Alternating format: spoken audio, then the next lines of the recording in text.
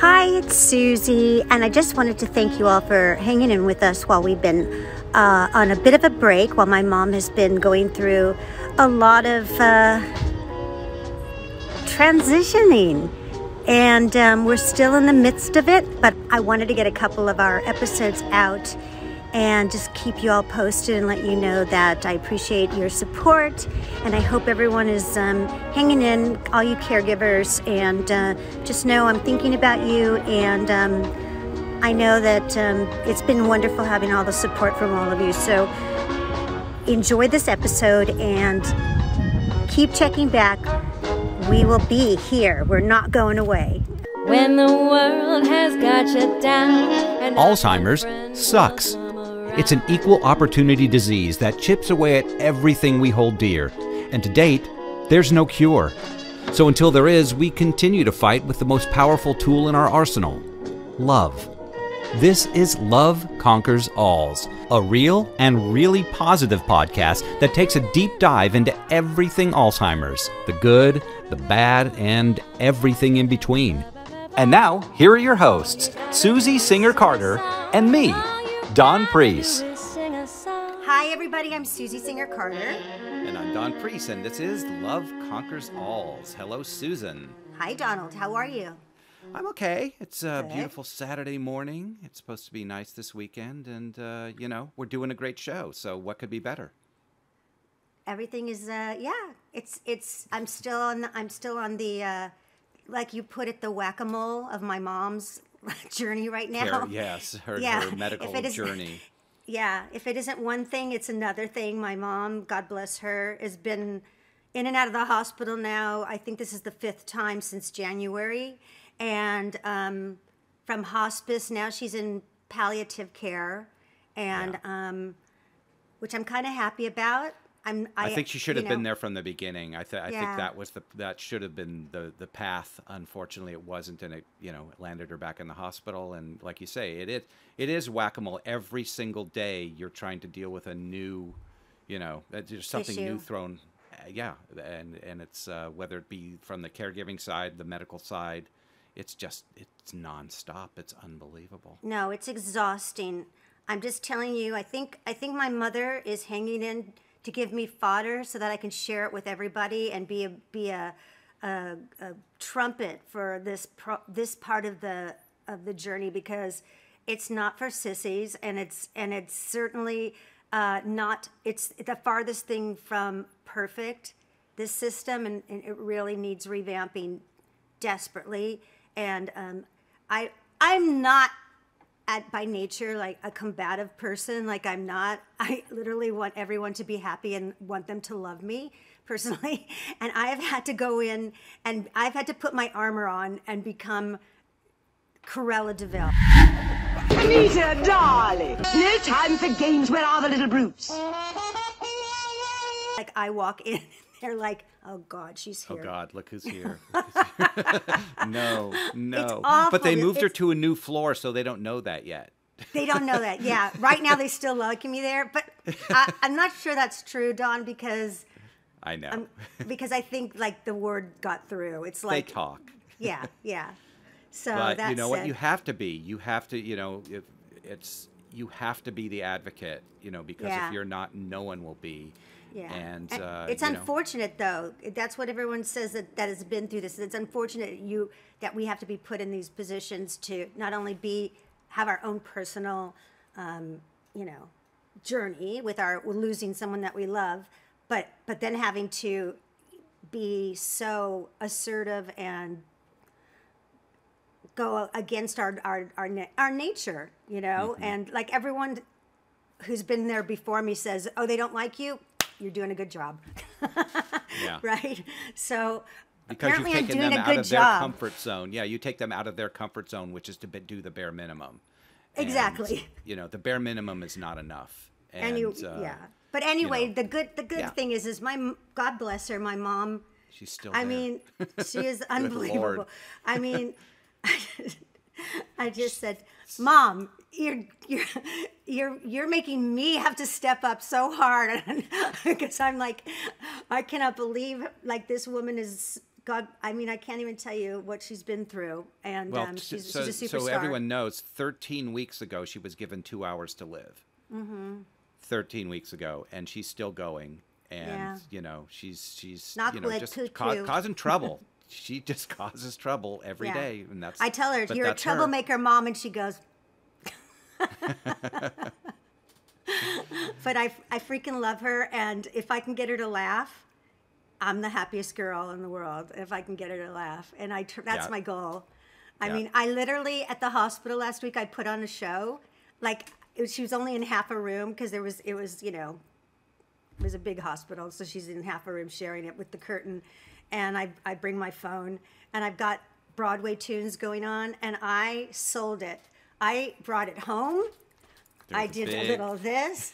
I did Razzmatazz. I did full on Chicago, and I'll have you know that one of the nurses joined me. And she was pretty good. Yeah. And my mom was like, at the end, I go, ta-da! I'm sweating, and my mom gives me like this gigantic smile, just like, you know, those big wide smiles. She was just like, which is everything, you know. Yeah. And so I was like, okay, done and done. Got my Tony. Done. Yeah. I literally, and that's hard to sell it in a small room like that. Oh, you bet. The legs were kicking back, and I was like, there's machines everywhere. It's not easy. But you did it. I did it. Hi, so Dawn and I have some exciting news. We have a brand new affiliate, and it's Youthphoria, and I'm loving them.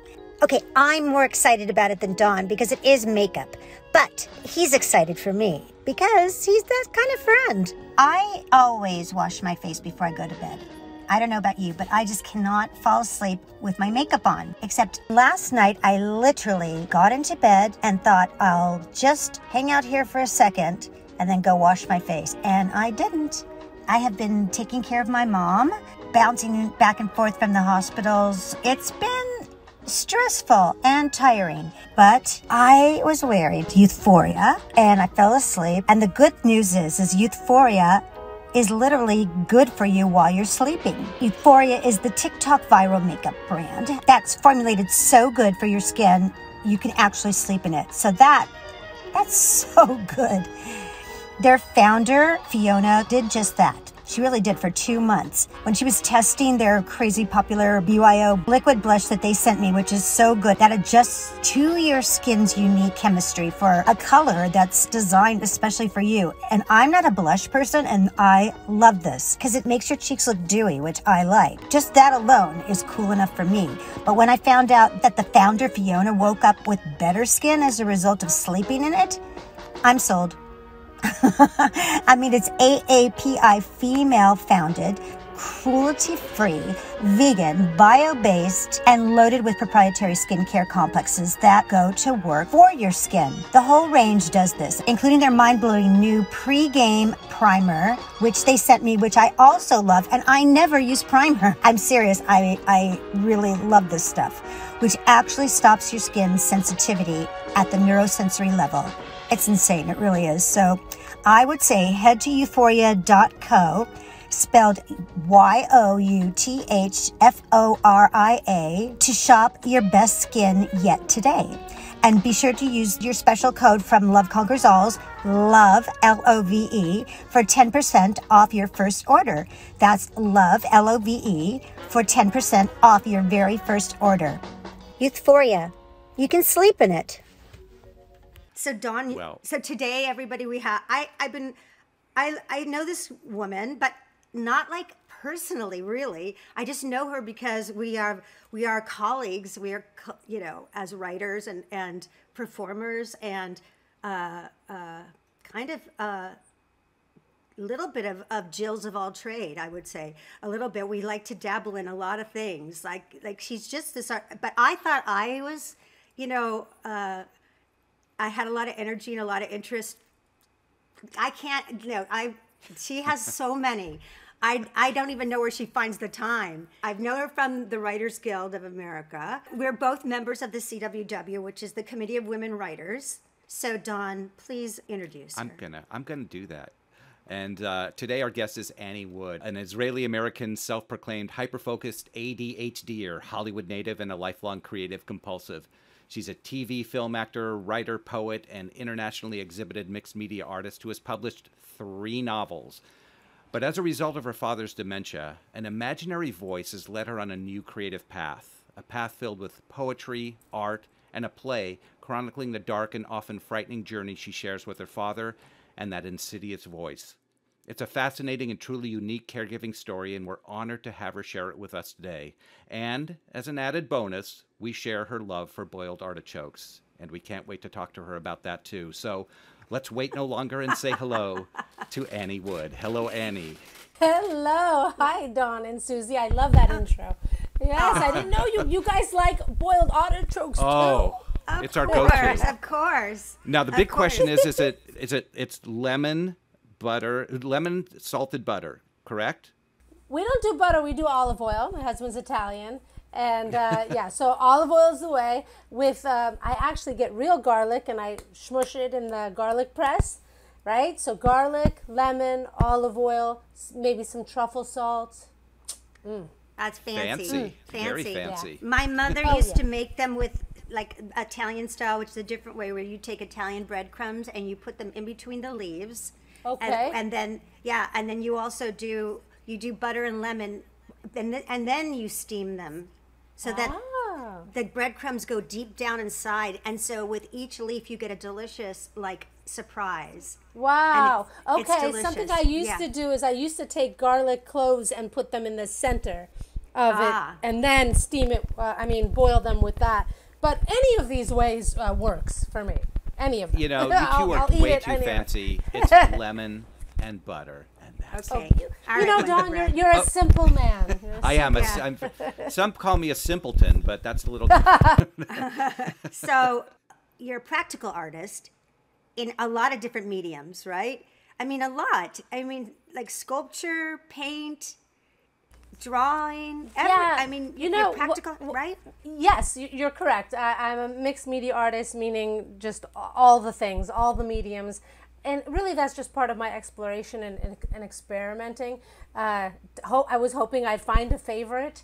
And the truth is, I get really into, I'll just draw with a pen for a long time. And then I'm like, well, no, I need watercolors, or I need ink, or now I need acrylic. And then I spent a month teaching myself oil painting, which is a whole other thing. So, and I'm learning digital with Procreate on the iPad, which is also fantastic.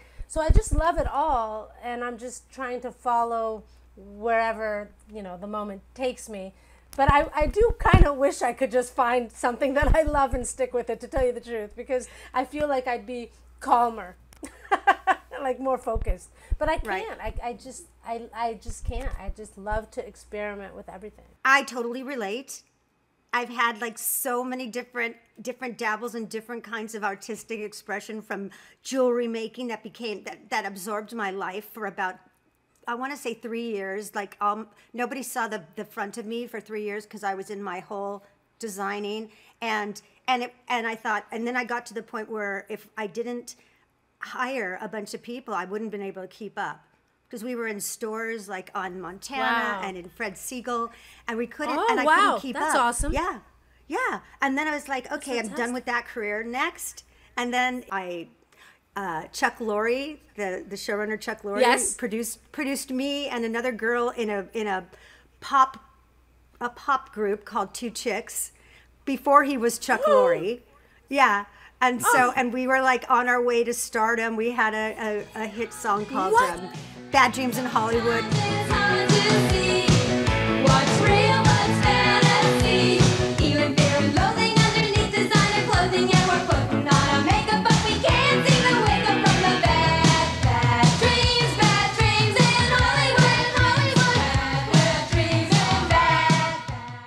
And then we did the song French Kissin' in the USA. These are all written by Chuck Lorre and Dennis Brown. And then Blondie. Oh, you don't understand how excited this makes me. I need to hear these. Did you do videos? We did. Did you make video? Did one. We made one video. Yes. Well, she did. I really need to see this. I need to see this. So wait. So you're going to love this. So speaking of everything that you just said, just last summer, my best friend, since we were teenagers, came to visit, and I decided, and I don't know where it came from, I just decided, I've never been in a band, and I've never I really want to be a punk singer in a band. So I took one of my poems, and she is a musician, so I took one of my poems, she put the music to it.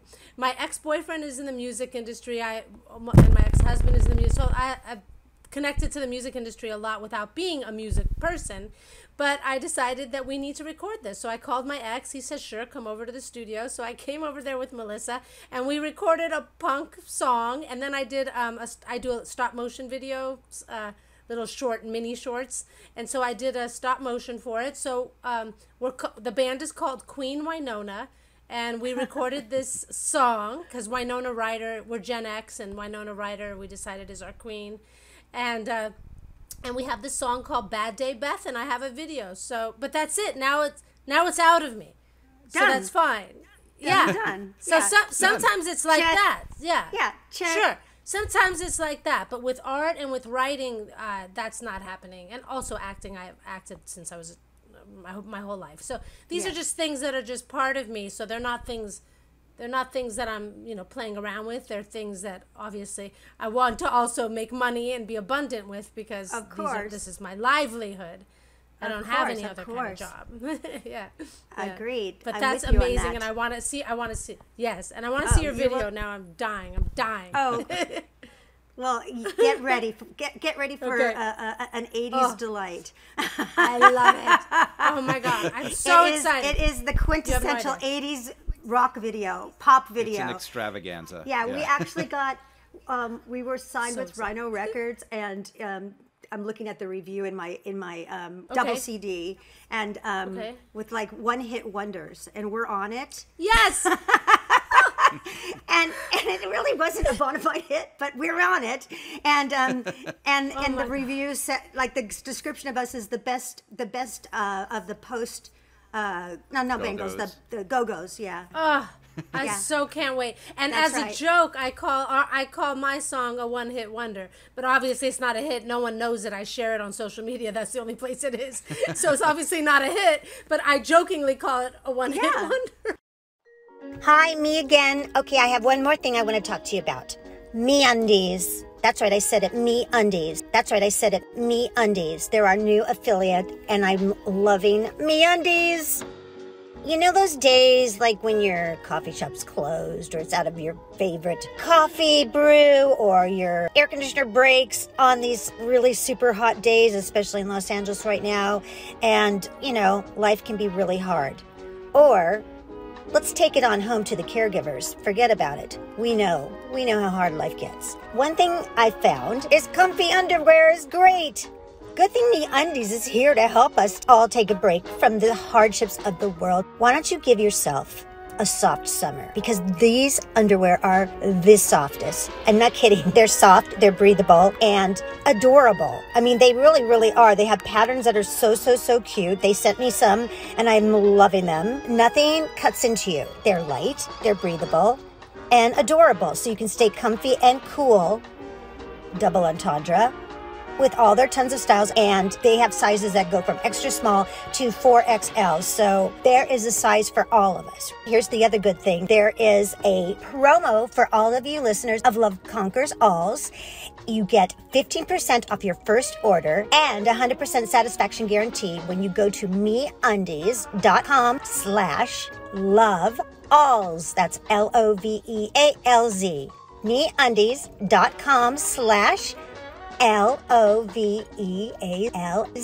So go get this great offer that MeUndies have given to my listeners for any first-time purchasers. Get your 15% off, or you can even sign up for their free-to-join membership, and you can apply the 15% off to their already discounted membership prices. MeUndies. I love them. MeUndies. Let's move on from one-hit wonders, right? Okay. I think because I'm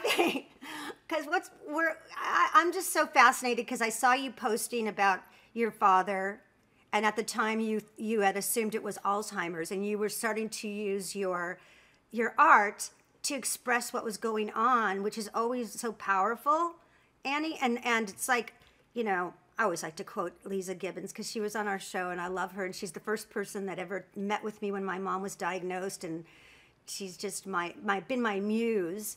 And when we interviewed her, you know, she was just saying, she said to me, you know, the important thing about going through this journey is, one of the important things is that when we advocate, we can advocate with what we do best. And you know, she goes, I speak to people, and because she's a journalist and she's a you know, a presenter, and she has continued to present and to journal about this disease and create such a profound impact in a positive way. And then she said, and Susie, you did what you could do, which is do a movie. And so, you know, we take what we can do, you as a writer and as an artist, and you combine that to share your story, because that's the only way that we can demystify and make the community stronger. So first of all, tell us about your dad. So my dad, he's 97.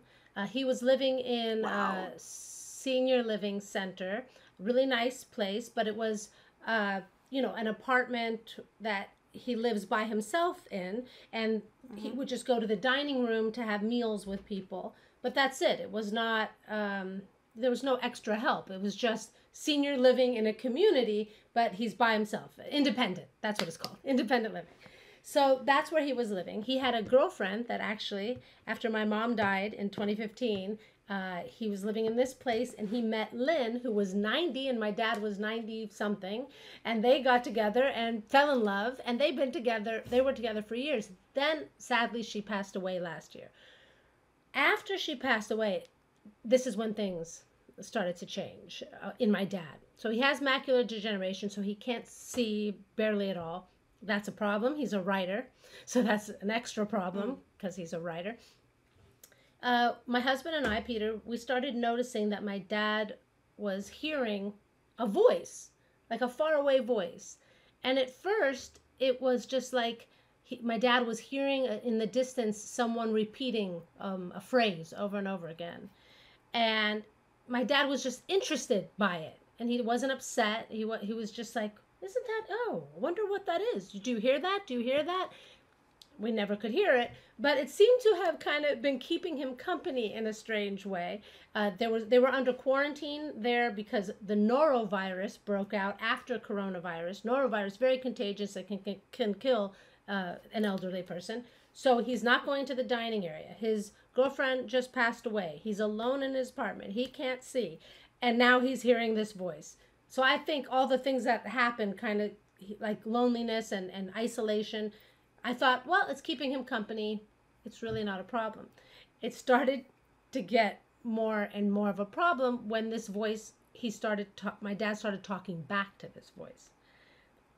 So it was kind of like when you're out on the street and you see some unhoused person talking to themselves, and that's what it conjured up in my mind. Exactly. Yes. Yeah. And that's what it was. And my dad is a playwright. He was an attorney, really smart, really. So to all of a sudden, it felt very sudden to see someone pretty together to suddenly having an argument with someone who isn't there. So yeah, it was scary and weird. And what happened was, here's what happened. We got, so not necessarily a diagnosis. There's been some normal aging cognition decline, right? But this felt like a shock. So some people thought maybe it's a infection, maybe it's a this, maybe it's a that, because it felt like that. He went in, we got tested. He didn't have any other physical problem, but I remembered he had one of those tiny strokes. He gets those little tiny strokes. They're called TI. Do you know something? Some initials. I don't know, but I know something. Yeah. Yes. Yeah, I've just heard of mini strokes. Yeah, I don't know what that. And I remember which can contribute to that kind of cognitive decline. Yeah. Mm-hmm. Yes. So I said that to the doctors, but they were like, no, that can't cause it. This one doctor I was talking to said, no, it can't be that. And I remember watching him, taking him to my grandnephew's bris, and my dad just went somewhere, and I saw him have one. And months later, this began, okay? So we have all of this stuff. We have his girlfriend died, the quarantine, can't leave, can't go even in the dining room. You're in your room all the time. This mini stroke happens. Then the faraway voice began. Then it gets worse and worse and worse. Months pass. Now it's getting, around November 2021, it's getting really weird. So the doctor gives him all these tests. They don't find anything wrong. But they are now understanding this is some sort of dementia. Okay? So they start him on a drug, Seroquel, the antipsychotic. Yeah, Yes. It's a black box drug. Black label. Okay, It's a label. Black label. Thank you, black oh my label. Gosh. Yes, and Yes, and they tell me the problems of what it could be, and so at first we don't take it, but then he's getting worse, and something has to be done. And my dad is able to talk to me in these moments where he's not having this conversation. So it's fascinating. He's lucid, and yes. Yeah. Yes. So we're talking about what is happening to him, to his mind. I said, so Love it. Dad, Right. your mind is having a moment, and it's telling you something that to us we can't see. And so there's conversation about this. So my dad was able to say, yes, I want to try this, or yes, I want to. So we try this drug. Oh my God, how much worse did it get? Beyond. Yep. So bad, Yes. like it's like his mind was on fire, and all of a sudden physically he was shaking. We had to carry him into bed at night, and all of this is feeling very sudden because it's moving fast. Sure. And to make matters worse, it's myself and my husband that see this. My brother lives like an hour or two further away. Nobody was really seeing any of this. My cousins, friends, he has family. We have people, but we were the main people. We were seeing all of this, and it felt like a lot. And I had to take over everything because he was losing his money. He started giving his money away to the invisible man. So I would come, and his credit cards are gone. Everything is gone. So I had to take over everything. And it was so sudden. It was a lot. It was very stressful. It took you by surprise. You were sucker punched. Yeah, absolutely. You were sucker punched. Absolutely. Yeah. Absolutely. And then finally, I'm doing research. I'm talking to the doctor saying, it's worse. And honestly, it's like they didn't know what was going on. Well, because he's 97. He's 97, and he's, this is just part of aging process. Decline. And decline. I mean, I hear that about my mom. She's 89. They go, well, 89 years, that's a great life, Susie. And it's like, you know what? We don't have the right to decide when that life is done. And there's, like I tell my mom, I can just picture you being a 95-year-old pistol. It's like, and if she wants to live into her 90s, then she's going to live into her 90s. If she, and that's the thing we can't dismiss because of a number. Yeah, I will say that these doctors never did that. What they did was seem to not know what to do. Like they said, they kept saying, well, we could try this, we could try more of this drug. And at the time, I didn't know if it was the drug's fault because it was all overlapping. But then I did more and more research and found out that antipsychotics can make things much worse for those with Lewy body dementia. Nobody mentioned Lewy body dementia to me. So I researched, I went back to the doctors. I said, I think he has Lewy body dementia and he shouldn't be taking antipsychotics. They said, well, he doesn't present as anyone who has Lewy body. He doesn't have that. So I go to the Lewy body website and I fill out the form, and I'm checking every single one because I'm with him more than anyone. So I see how he is. So I Xerox it. I send it to all the doctors. I say, tell me how this is not true. I checked every single box. And so they right away said, okay, try this drug. And it was just as bad, if not worse. So now my dad was thinking that the man was going to blow up the place. The voice is going to blow up the apartment. So my dad runs out in his underwear of his apartment. He ran out into the rain one night because he thought the voice stole his mail. He then was hysterical downstairs saying, they're going to kill my daughter. He's going to kill my daughter. It was all this psychotic behavior, and it was. Do you remember what the other drug was that they gave him? What was the other drug? I feel like it was Risperdal. Risperdal. Yep, that's the other one that's bad. There's Depakote, which my mom was on, that put her in a wheelchair and made her incontinent. And made her immobile. That was that, and they're all in the same class. It's Risperdal, and Seroquel. Those three, and they're actually banned. We had the guy from Dope Sick, on our show. He's going to be. We'll do this part 2. It's going to come up soon, you guys. But it's all about Depakote and how it gets into our system. But these are the things that they use to mentally tether. Look. This is one of my drawings from the book. So Risperdal, it's him holding the bottle. This is a drawing I did, and it's on fire. Yes. Yes. Yeah. So yes. No, I thought my mom was dead, because when I went to see her, people have heard this story if you've listened to the podcast before, but my mom was mistakenly locked up into the psychiatric ward for 72 hours, which turned out to be 7 days. And when I went to visit her, when they called me, she was tethered to a chair, and she was mobile before that. And they said, well, she can't walk. And I said, what do you mean she can't walk? My mom is completely healthy physically. They said, no, we don't want her to fall down. Well, I didn't know that she was on a drug. I thought she just had like this huge shift in her Alzheimer's, advanced. I thought she just got advanced very quickly, and she wasn't talking to us. She was like, it was like the lights were on and no one was there. And then her physician called me one day, her regular physician, and said, I just had a checkup with your mom, and she is on a drug called Depakote. Do you know what it is? And then he proceeded to tell me that it was a black label drug for people that have dementia, and that would I like to take her off of it? And I said, yeah. And it was like day and night. She never walked again. Yes. But she came back.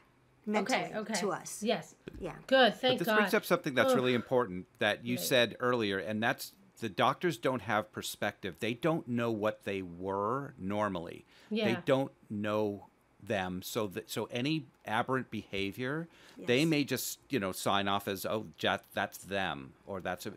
But only the family member, the people close to them, can say, no, I'm seeing differences here. And sometimes they're subtle, sometimes they're massive.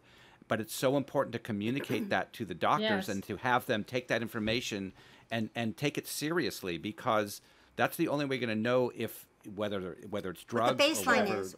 What the baseline they're suffering. Is. Yeah, exactly. And they don't know it. And something else that happened with us, that unfortunately this was around the holiday time, and his normal doctor, who did know him for decades, and she would have been very alarmed had I been able to reach her to tell her what change happened, because she did know him for, this is Kaiser, this is decades and decades of life. Sure. Yeah, and but so these were all strange new people that I was talking to. So that's a very good point. You're right. They don't know, what are we comparing it to. I was afraid that they would try to lock him up because he was acting very scary, and because he was not in he was in independent living. They called me, and this was the Valley, and I'm in Hollywood. They'd call me in the middle of the night. Your dad is down here screaming that there's going to be a bomb. Can you get here?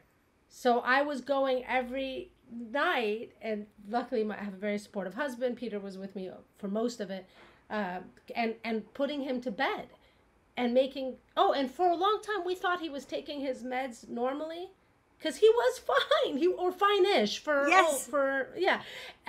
but for no, 97, yeah. It turns out, and also a lot of people with dementia, as you I know for sure know, because now I believe he's had dementia for a while, but it was so light, and so he masked because he was so able to. Of course. He masked of course. In a way that, like, when I was coming once or twice a week, it was easier for him to mask it. But then it got out of hand and he could no longer do it.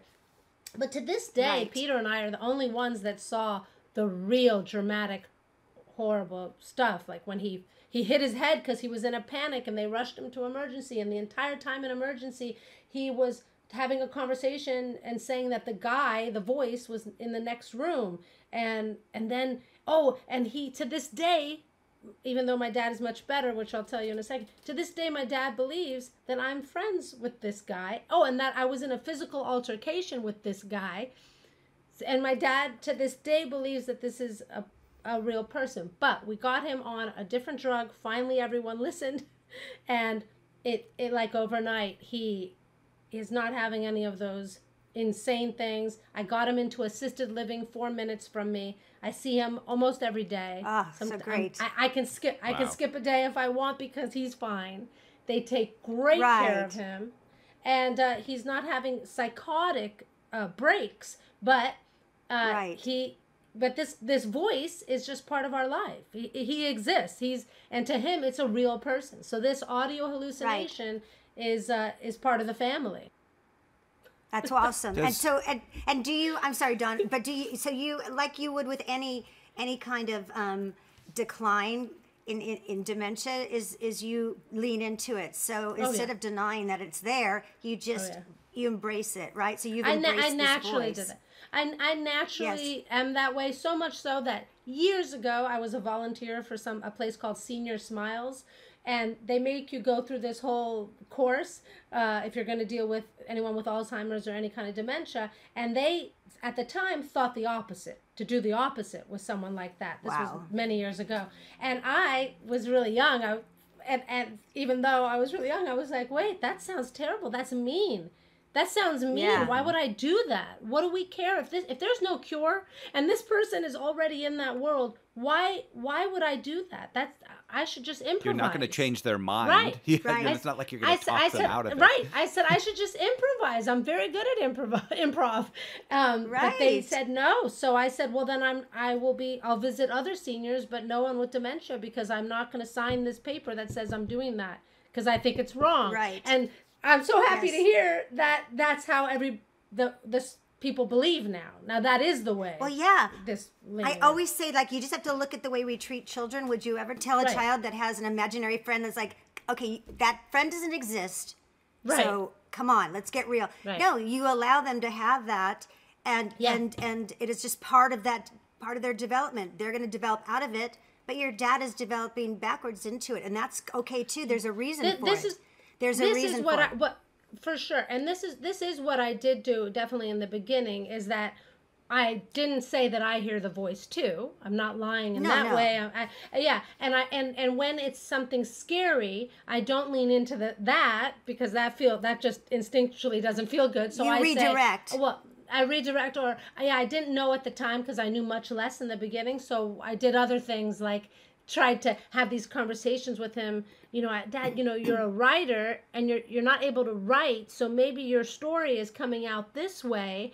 And like I did other things with him, and he liked these conversations. And at one point he said, I said, isn't it fascinating? Your mind is doing this. We don't see that voice you hear doesn't have a physical body. Okay? Your mind is creating this character. And he said, that's fascinating. I said, yeah. And he said, you should write about this, which is why this is called You Should Write About This. That's my dad. Yeah. So. Oh my gosh, I love that story. I love that. Yeah. That's beautiful. He's blind, correct? I mean, he's not all the way. He's legally blind, and he can see shapes, from my understanding, and light. So he, with a cane sometimes, and lots of times with a walker, he gets around on his own where he lives. So there's no there's nothing. He's never described this voice as having an image to it in his mind, or the sound of its voice, or anything. Does he describe that at all? Many times I've asked all these questions to this day. He's never seen him, but when he was on the drug, there was some visual hallucinations of somebody coming through the window and a dog coming in, all sorts of things like that. But lately, not that. The voice sounds a lot like him, and I said, isn't that interesting? And at one point, the voice was very, he thinks this guy was very fat. Another time he's the same age as I am. He says 97. So the voice, And at one point, this is in my book as well, in a poem, he believes that I had a physical altercation with the voice, and that I threw water on him and I fought with him, and he was so worried that this voice was going to hurt me. And I said, well, didn't you say he's the same age as you? He's 97. And he said, yeah. And I said, well, you don't think I could take on a 97-year-old? So then he changes it. I love it. So so if you're there and he's hearing the voice, yeah, and he's conversing with the voice, do you try to get involved in that conversation, or do you just kind of let it go? Yeah. So when this was happening, which was the end of last year, early this year, I did ask. So, well, what did he say? So because my dad would often say, "Did you hear that? Did you hear that?" And I would have to always remind him, "No, I can't hear him." I started the whole thing off by saying, "He's only for you. He's only for you, because we can't experience him. So you have to tell me if you want." And so he would tell me what the guy said, and oftentimes the voice was amused by me and liked me, so that's nice. But other times he was gonna hurt me, but not when I was there. That always happened when I wasn't there. I don't know. But yeah, I always ask. I'm extremely interested. I find all of this fascinating. Fascinating. It is. I mean, obviously it's scary and sad and all those other things, but endlessly fascinating. Yeah. And as an artist, and the way, as we all think as artists and writers and creatives, it just feels like, wow, it's just I think it's fascinating too, Annie, because it's like the fact that he was isolated, and a lot of people did not do well during the isolation that were living in assisted living, and like a lot of the residents that I knew where my mom is at, who were in their 90s and really, for the most part healthy and not experiencing dementia at all, just natural decline, but very, very vibrant people in the community passed away because isolation is just deadly. It's deadly. And it's interesting that, well, my mother obviously made it through that isolation, and I think it's partly a lot because of her Alzheimer's, because she lives in the moment, so she's not missing anything, right? So it's just the moment. She can't ruminate on what or lament, right?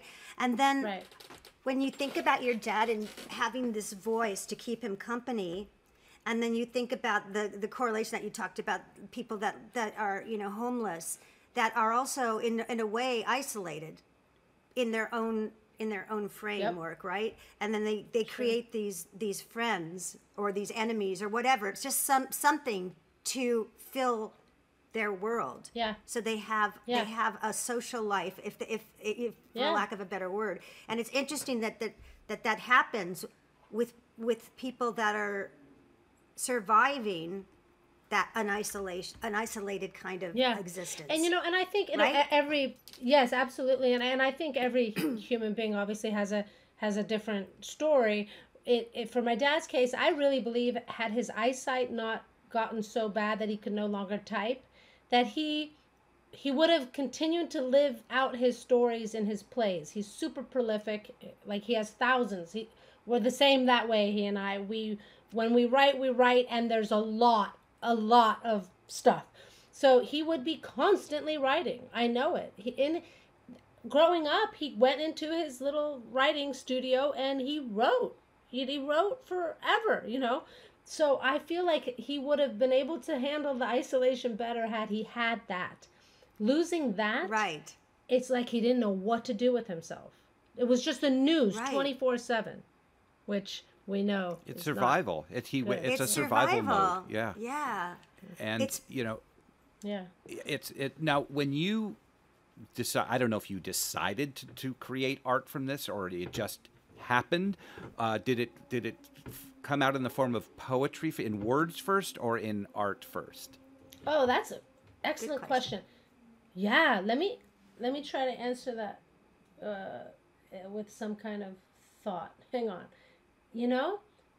Uh, God, both of these parts of me is so without thought. It's so, I just do it. Like, it's part of me. It's like breathing. So when I was there, I would doodle him while I'm talking to him, which is just something I do. It's like something my hand will do. But I'm also always writing. And so like journaling, let's say, things can come out in a poetic way. Then I decide to take it out of my journal and make it a poem and maybe share it, maybe not. But so really it kind of, in this case, feels like both, because at some point I merged them and I put the writing with a drawing or a painting. But maybe writing, because writing has always been my innate, go-to since I was a child. So maybe that's what naturally happened. And then my hand started moving to doodle. And I don't think I answered your question. It merged both, you know. No, you did actually. And are the words from his perspective, yours, or a combination? Would you like me to read you one? Yes, I was just going to invite you to Absolutely. read one. So it's also photography. Some of it is photography and some of it is drawing and painting. This is a photo. It's beautiful. Thank you. I tell you it's a song stuck in your head, but the lyrics keep changing. It's confusing, it's annoying, but it can't hurt you. It is not flesh and blood. It is only a song. I am real, I am real, I am real. It insists he's a writer, you tell me. I say, because you are a writer. Do you like my work? Do you like my work? Do you like my work? Later, you will hear his writing and tell me that he is a sensational writer. I say, just like you. You say, no, he's much better. It turns ugly when the voice threatens violence against me, when the voice wants to rob you. The voice stole your mail and you ran out into the rain. You are worried about me. The voice is coming after me. The voice wants to kill me. He is a con man, a bad guy, the most terrible person I have ever met, you say. I tap into a calm I didn't know I possessed, surprising myself. I put my hand on your knee and speak softly. Dad, your mind is having a moment and causing this voice to emerge. Your mind is creating dialogue for all of your fears. But he is only a character in one of your plays, and the character can't come to life and harm the playwright or the audience. The stage is your mind, and he can't leave the stage. You think about this for a moment. He's in my mind? Yes. Wow. That's fascinating. Beautiful. That is Beautiful. heavenly. Do you read those to him? That was heavenly. Thank you. Yeah, I just want the to. poems? I want to ruminate on that for a second. That was just so much in that. There's so many things in that, because it was his lucidity comes through, Yeah. and his intelligence came through in that conversation, frustrations, and his and his fear that he was not there to protect you. Yes. And his fear, right? Yes, Right. yes. It's very poignant. Yeah, absolutely. Yeah. The fear. And yes. his- Yeah. Yeah, and your intuitive talent to say to him that this person, this character can't hurt the playwright, Yeah. because the playwright decides who does what. Yes. Like, so Yes. you gave him the control. Like you're in You control. put the control. Yes. Exactly. Yeah. Exactly. Yeah. That's beautiful, Annie. Thank you so I much. love that. Thank you. And you know what? It actually crosses over into all kinds of caregiving, in that, you know, think we create things to we're fears that we think that we can't control, and at the end of the day, it's really we have the power to control it. Sure. Yes. And yes. it's us, and Yes. and we just have to figure out the best way and the tools that we need to do that. And Right. you gave your dad tools. You're just gonna have to Yeah. remind him from time to time. That's all. Exactly. Exactly. That's right. And do you share those with him? And if so, what is his reaction to it? That's a excellent question. I shared many of them in his moments where I thought he could appreciate, and he, I don't know how much he takes in, because he can't listen to it the way my dad that I used to know can, because he's too in it. And he's hearing it, and he hears the beauty of the rhythm, which he appreciates me as a writer. We always have had a mutual, so he appreciates that. He can't see the artwork well enough to say anything about that. But to him, the voice is real. So it doesn't, it's not the same effect. If this were a movie that he was watching about someone else, okay. But the fact that it's about him, I see it in his voice. He can't really make it make sense for him. So I've made the decision to not continue to share. So the answer is no. He hasn't seen the book. I told him about it. I told him it's dedicated to you and inspired by you, and I'm giving part of the proceeds to the Dementia Society of America. And he loves all this, in theory, and he wants me to bring it to him, but he forgets, obviously, about it. Right. So, and I only want to do what's best for him in this case. I want to do what's best for everyone, obviously, but sure. I don't think it will help him. Maybe some of them will. Yeah. Yeah. I don't think it's going to resonate. I think your intuition. Yeah. You're intuitively, gifted. So, and I feel like that's been my superpowers. That's because I'm not educated in this. This isn't, aging, and I mean, literally, it just hit me by surprise too with my mom. So, and she's had this for 16 years now. So, and I watched, a dynamic woman just, walk backwards out the door really slowly. Wow. Really slowly. So, and when I made the movie about her, my mom and the girl, and she met Valerie Harper, and Valerie just loved her, and they spent like hours together singing and holding hands and kissing. They just were kismet, right? And I would come to her and I'd tell her, like, I showed her the trailer one day, and I said, Mom, do you want to see the trailer? I said, you're about to be so famous. And I tell her, and she like looks at me like, what? And I go, yeah. And I tell her, I said, remember Valerie Harper? Do you remember Rhoda from Mary Tyler Moore? And she'd go, yes. And I go, well, she's playing you in a movie. What? Why? I'd say, wow, because you're terrific. And she'd go, well, that's true. I love it. So that's what's amazing. Okay, so she remembers Valerie Harper. She remembers Rhoda. She remembers. At that time, she did. At that time, she did. Yeah. Yeah. Oh wow! Yeah. But I didn't show her the movie because she couldn't concentrate. She couldn't have concentrated 10 seconds. And I didn't feel that it would have resonated. It would have been confusing, I think. Yeah. I do. Because there was so much. Yeah, she couldn't have because she's so in her story. Yes. It's hard to compartmentalize. Yes. Yes. Yes. I agree. I think it's actually That's how I'm feeling. Yeah. Yeah. And I think it's the kinder thing to do is just to say you are an inspiration, and I've tell her that all the time. I do it now, and she only said like 2 weeks ago I love you to me, and hasn't really spoken since. She tries, but the words aren't coming out. Yeah, I see them here. I see her looking for them, and then she goes, and then they don't. She's losing that ability to match the thoughts to the that muscles. Just started. That her not talking. That just started. Mm-hmm. Oh. Mm-hmm. Well, it's been decreasing her ability to talk, but she would always talk until the last 3 months when all of this started.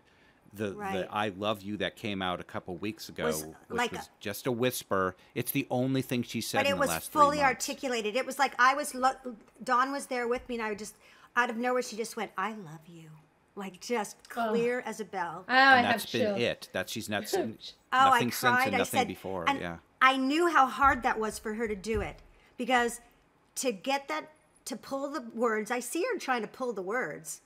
I see her. And for her to do it, match it with the muscles and get it out there was just a gift.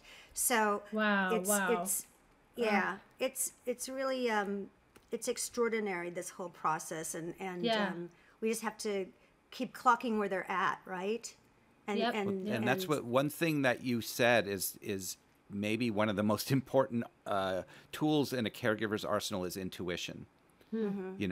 You can listen to all the medical facts, the doctor, this, you should do this, you shouldn't do this. Sure. and your intuition, and that is knowing that person, is it's so important. You both have it, fortunately, for the people that you're caregiving for. But I think it's highly underrated, and it's something that any great caregiver needs to have. So that's so true, because everyone is different. We can't listen to all the noise all the time.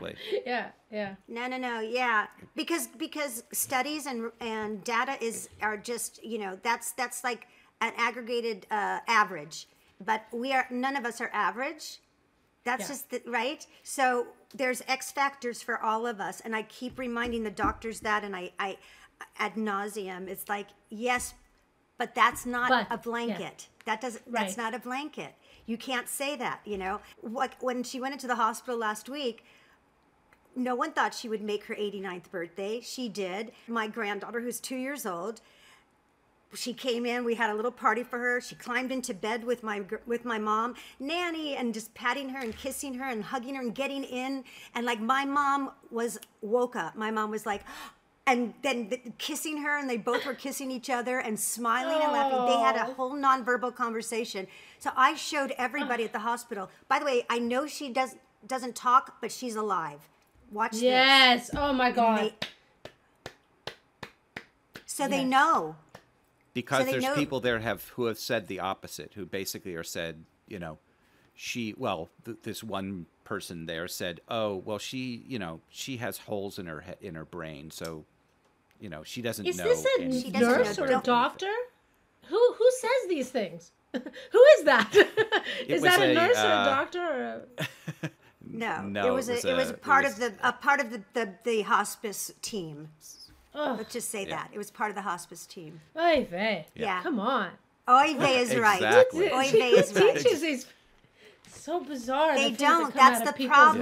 That's the problem, folks. And that's the attitude. Is it doesn't matter anyway, because they don't know. They don't know. They don't know. So, yeah. It's been proven that people. I remember many years ago, before I was born, Ima, that's Hebrew for mom. My mom would tell me about when she was in a coma, and she heard absolutely everything, and she came out of this coma to tell everyone what everyone said. So all these people for all these years saying, "Oh, they can't hear. They're not even there." It's not even true at all. Like it's been proven. It's just they can't. Yeah, they don't have the skill to let you know that they know, but they know. Yes. Yeah. Yes. So so in all your spare time, it seems as though now, I guess if your father has a nickname for his voice, and now you're creating a play of the same name. Can you tell us a little bit about that? I am. So Nudnik is Yiddish for pain in the ass. So I named the voice Nick for Nudnik. And because the voice is a pain in the ass, because it's constant, it keeps him up at night. It's constantly causing a lot of chaos and ruckus. So I started writing a play, and the Dramatist Guild is going to do a reading of it in a couple of weeks. So I better finish. Oh my gosh, I can't wait. Yes. I'm still writing it. It's a 2-person play, father and daughter, and it's inspired by these events, but I needed to obviously change many, many things, because my father and I really don't have a lot of conflict. So it's an interesting thing that happened, but it doesn't make for a whole play. So I had to create these characters to be different than who we are, but it was inspired by these events. Yeah. Beautiful. Yeah. But it'll help people that aren't like you. So in that same situation. Yes. So it will give a nice framework for that. And that's a great thing. Yeah. Yeah. I love that. So out of all this darkness comes art and light. Always. And, it's if you don't talk about because what's the alternative is just doom. That's the alternative. So absolutely. That's what and everyone should do it in their own way, whether they're artists or not, but it is taking and finding those moments and finding the light and finding the humor. Amen. Yes. You have to. Even in the darkest and darkest of times. Absolutely. Yes. Art heals. When my brother died many years ago, I wrote a play called Sitting Shiva. When my mom died and we were extremely close, I wrote everything that I've ever done after that was in 2015, has really been fueled by her and losing her Yes. and hospice with her and seeing her way out. I wrote. That's where I I'm wrote at a now. book. Yeah. Exactly. The book that I just wrote that's out now, Just a Girl in the Whirl. There's so much of the grief and all of that I put in these characters, and it's all comes from that, all of it. In fact, I wasn't even a visual artist until my mom died, and then suddenly I needed to create visual art everywhere, and I do it every single day, and it's all. My it all mom is came my from her. inspiration too. My mom is, Yeah. I I just see say that. all these like amazing things come through her to me. And I Yep. love her so much. She's my best friend. I just love her. Like she's just a one of a kind. And, the world will be not as bright when she's gone. I know that. Even in the stage that she's at, people go, "Oh, your mom is so sweet. She doesn't even talk. They love her so much." She just has this incredible spirit to her. Energy, And yes. and energy, yeah. And so I get it. And I'll tell you really quickly when they thought she was dying, like Dawn said, like 8 weeks ago, 9 weeks ago now, and the doctor at the hospital said, because they intubated her, said, she's... No, that was 13 weeks ago. Yeah. Was that it 13 weeks ago? Yeah. Okay, Yeah. 13 weeks ago. And they took her, they said to me, she's on life support. What do you want to do? And of course, if my mom's on life support, then I don't want her to live on life support. So Right. We made the decision to take her off of life support.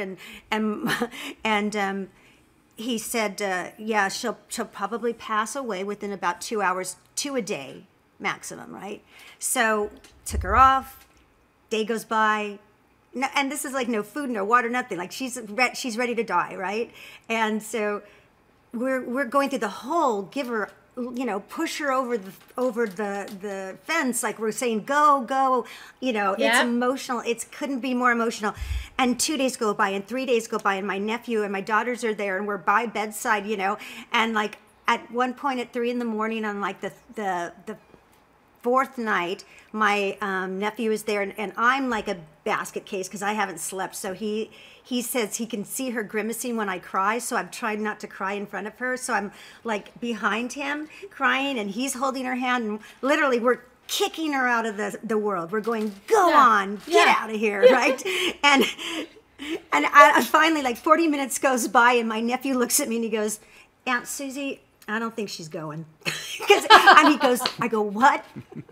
He goes, she just opened her eyes and she's smiling and looking around. I go, well, what? I look at my mom and she's like, Looking around. Like, And this is wow. on fentanyl. They had her on fentanyl. They had her on fentanyl. That's how they were, so she hadn't opened her eyes in 5 days or 4 days. And so I'm like, I go, Mom, like you, a little Yiddish, because that's how I can connect with her between music and that. And I go, Mom, what are you, scandalling all over the place? Which means, she's making trouble, a scandal. And so she goes like this. She goes, just starts laughing about it. I go, oh, that's really funny. Thank you for putting me through hell. Thank you. She's still And having she's like, fun. well, got the family together. Got the family together, didn't it? Yeah. Yeah. She's still having fun. If she's still having fun, why go? Right. Wow. So there's the humor. Is what I'm saying. Like even in those Absolutely. situations, there's the humor. Sure. So Tell me her name. Wow, What is- Annie, what we is could her talk. first- Norma. What is her Norma? Norma. Yeah. Okay. Yeah. Norma. But everyone called my kids called her Nanny. That was like what her name was. So like even when her caregiver in my movie always called her Nanny. They just that was like everyone called her Nanny. But it's the only way to do it. It's the only way to do this journey. Otherwise, it would kill the caregivers. It could destroy you. It'll destroy you if you One of can't. my biggest, and it's their gift. Yes, one of my biggest surprises when my whole life, my biggest fear was really losing my mom. That was my biggest fear, and I would have nightmares too, about girl. it. And Me too. Me so, too. But so tell me if you're finding this, and I'm gonna guess yes. I have a feeling the answer is yes, but I'll ask you anyway. No one ever told me this, and I was really surprised by how beautiful the end could be if you're there with them. Like, I just thought of all the negative and all the sadness and all the horribleness. It was unexpected that there would be such, I don't know, such beauty in it. You know? No, 100%.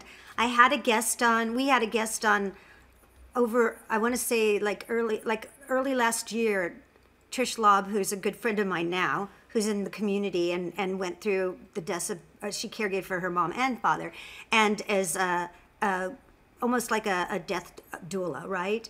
And on the show, she was telling me, Susie, because I said I can't even think about my mom dying. Like, it's like I can't. Like, that's the only thing that I can cry instantly on.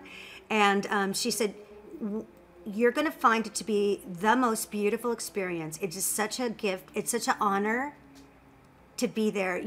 I promise you with all my heart that that's what it's going to be. Yes. And I said, well, when it happens, I'm calling you. You're going to have to fly out wherever you're at. But as my mom's been going through this, and it's been a long road now, of course, with hospice, in and out. I've gone through it so many times, and it feels like an honor to hold her hand and to be and look into her eyes. We're connecting so hard. So hard. And I'm going to love her to the other side. Yes, and that's what I'm going to do. That's what I'm going to do. And it's like you said in the movie. You walked her over the bridge from into Alzheimer's, into dementia. I walked her into dementia, acceptance. and now this is just you're taking over we'll take her over another bridge. Mm-hmm. And beautiful. And it's the best. For her, that's what's going to give her comfort. It's what's going to give you comfort. Mm-hmm. Because you're doing it together, and then you'll always have her. So yes, Yes. In the meantime, I kiss her and hug her all over the place. Yes. I get in. Yes. I get in. It's like she's become my daughter. I just I can't. I just love her. I crawled in there. Yeah. Yep. I did the same. Me too. Yeah. I get my arms underneath each big fat pillow, and then I get in, and she just beams. She beams. Yep. I know we're soul sisters. I can tell. Absolutely. Yeah. Absolutely. I got right in. Got right in. Yeah. Anyway, wow. But you know what? Wow, we've talked a lot. We've gone over an hour already. That's amazing. We are just freaking too chatty. Oh my God. So is there Annie, thank you so that much. I was just going to say, is there anything else that you wanted to say, talk about, something you missed, or one final message for us? No, just anybody going through this, just be there, just be present, and don't miss out on the beautiful moments. And honestly, I feel like I have never been this close to my dad. This is the best our relationship has ever been. We never had a bad one. He was a good father, but I never felt this close to him. So there's some walls coming down for him. So if you're in this situation, appreciate that. You might see more of them, even though it seems like you're seeing less of them. Just be careful. Don't jump to conclusions. Love it. Well Absolutely. said. Well said, Annie. That's gorgeous. Thank you. I'm so glad we got you on the show, and Me too. you are just a beautiful poster child for a caregiver. So thank you for modeling that and being there and being such a loving daughter and brave. Oh. And to show up, because it is hard to show up, and you are showing up 1,000%, and you are going to have such beautiful things come back to you. You already have, but it's it's a beautiful. And you're providing beauty to everyone else. You're providing beauty to the world. Thank you so much. Because that's what our show's all about. Because like, what do we always say? And it all comes from love, and because as we all know, that love is powerful, love is contagious, and love conquers all. And thank you for joining us today. Like, share, do all those fun things, and we'll see you next check time. out all of this wonderful writing of Annie Wood, and we'll have all of her links on our show notes. And we love you, and have a good one. Bye. Take care. Bye-bye. Bye.